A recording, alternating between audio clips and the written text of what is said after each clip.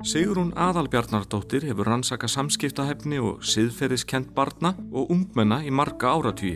Hún hefur bent á mikilvægi þess að efla getu unga fólksins til að setja sig í annarra spor. Sú hæfni sé grundvöllur samfélagsvitundar ungs fólks og margs konar þroska þess í mannlegum samskiptum. Þetta sé lykillinn að því að bæta samfélög í kreppu. Þetta náttúrulega áhyggjuefni í vestrænum heimi almennt.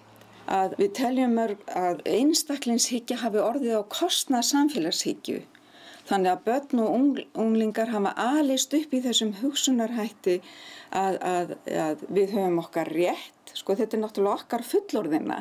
Börnin eru yndisleg og unglingarnir, við erum að ala þá upp. Við þurfum að líta í eigin barm. Hvað höfum við gert? Við höfum verið alið og uppdaldið í þessari einstaklingshyggju að þau hafi kannski rétt til þessa og þessa en minni áherslu lögð á ábyrgð og samábyrgð og skyldur. Við þurfum að leggja miklu meiri áherslu á þessa samábyrgð og samlíðan heldur en bara að hver hugsa sig. Hvað get ég lagt á mörkum til samfélagsins, svona einhvers þessa hugsun og ég held líka, til dæmis í skólastarfinu gefst mjög kjörið tækifæri til þess að vinna markvisst með svona þætti því að þarna bekkjarsamfélag. Þannig að skapa bekkjarsamfélag sem einkennist af þessum gildum. Ekki bara hver og einn hugsa sig heldur, við erum hér í þessu samfélagi og við berum ábyrgð hvert á öðru. Hvernig getum við lifað hér í sátt og samlyndi og unnið að málum saman og svo í víðara samhengi í skólanum. Þetta eru 9 mánuðir á ári minnstakosti, 5 dagar vikunar, besti tími dagsins sem þau eru í skólanum. Hvað er mikilvægt að nýta hann vel og þá dettur mér allt í einu hug eitt sem ein stúlka sagði 17 ára sem við vorum að taka viðtal við.